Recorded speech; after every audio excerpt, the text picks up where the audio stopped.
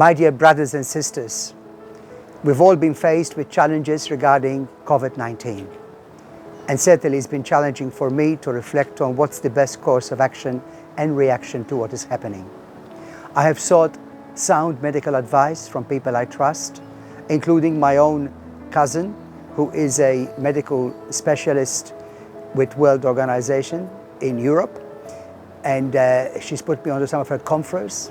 I've spoken to my own other cousin, who is a public health doctor in Malta, where they've got the highest rates of vaccination in the world, or close to the top anyway. And I've spoken to friends of mine here in Australia who are in the medical profession. And I know there are varying opinions, and we all have to make our decisions on probabilities and what seems to be the best course of action. I've made mine.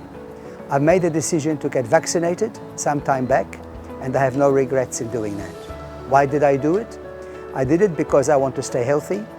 I also did it because I want to minimize the ability to transmit to others.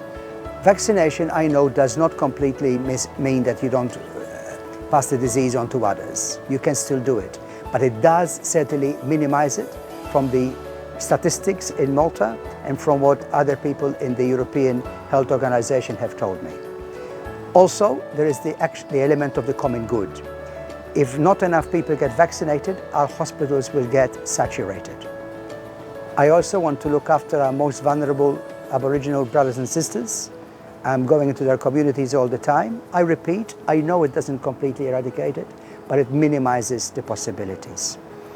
Also, some people have been worried about the vaccines that are in Australia, have been tested on some tissue that came from aborted fetuses. That is sad. I wish it didn't happen. And if there was, according to the Vatican directive, if there was a vaccine that was not procured from with the aid of aborted tissues, that should be our first choice. At the moment in Australia, there isn't such a vaccine. And the Vatican has made it clear that for the greater good, because of the remote connection with the aborted tissue, there is no aborted matter in the vaccine, but the experiments they did, but because of the greater good, it is permissible morally to use it. So I looked at all the options and I made the decision to get vaccinated, and I encourage others to do so for the common good. We pray that we'll pass through this situation as best as we can with the grace of God. Thank you. You may notice that I'm now wearing a different shirt color from the first bit of my video. That's because I've been doing some reflection, and this second part of the video is done 24 hours after the first bit. I've been reflecting on the great respect we need to have for those who may differ from the opinions I have expressed. There are those who have conscientious objection to this vaccine, and there are those who are very fearful. Although I may not agree with all their views, I profoundly respect their right to have those views.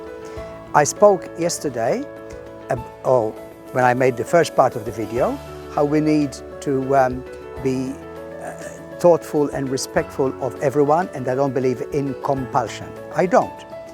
Now, the government has made some regulations. I'm still digesting all that. I can see why the government has done it. At the same time, I want to respect those who, as I said, have this hesitation and this fear. We need to respect all because of who we are in our Christian faith. God bless you all.